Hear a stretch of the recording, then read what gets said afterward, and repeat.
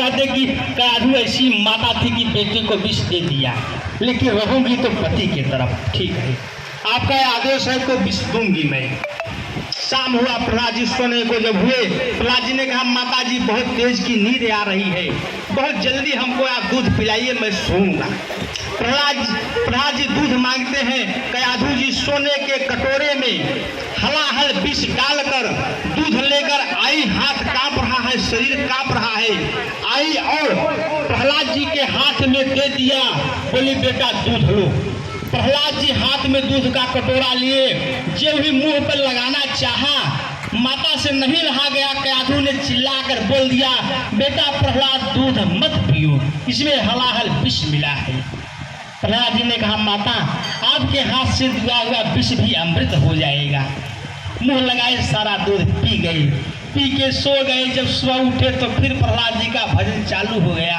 हिरण्यकश्यपु ने कहा कयाधु तुमने विष नहीं दिया था?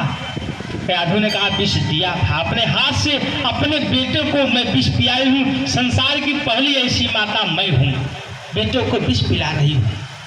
हिरण्यकश्यपु ने मरा क्यों नहीं तब?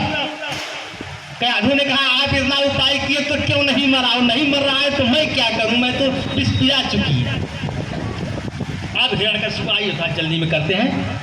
अब हिरण्यकश्यपु प्रहलाद जी को लिया और राज सिंहासन पर आ गया। बोला प्रहलाद तुम मरोगे कैसे? प्रहलाद ने कहा पिताजी मैं मरने वाला नहीं हूं ना, आप हमारी बात मान जाइए, भगवान का भजन कीजिए, आप भी अमर हो जाएंगे।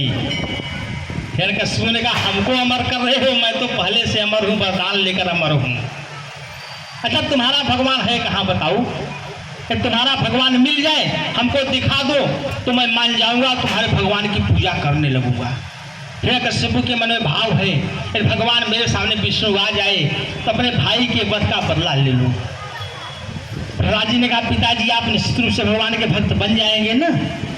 हिरण्यकश्यपु ने कहा हाँ कोई संदेह नहीं है। प्रहलाद जी हाथ जोड़े, बोले हे भगवान आप मेरे पिताजी बुला रहे हैं, आ जाइए। हिरण्यकश्यपु ने कहा सामने देख रहे हो ये लोहे का खंभा चल रहा है, आग से तप रहा है। प्रभु दत्त ब्रह्मचारी जी का भाव है, भागवत का भाव नहीं है। भागवत में केवल इतना लिखा है खंभा, किस चीज का खंभा था भागवत में नहीं लिखा है। लेकिन प्रभु दत्त ब्रह्मचारी जी लिखते हैं लोहे का खंभा आग से तप रहा है, जल रहा है।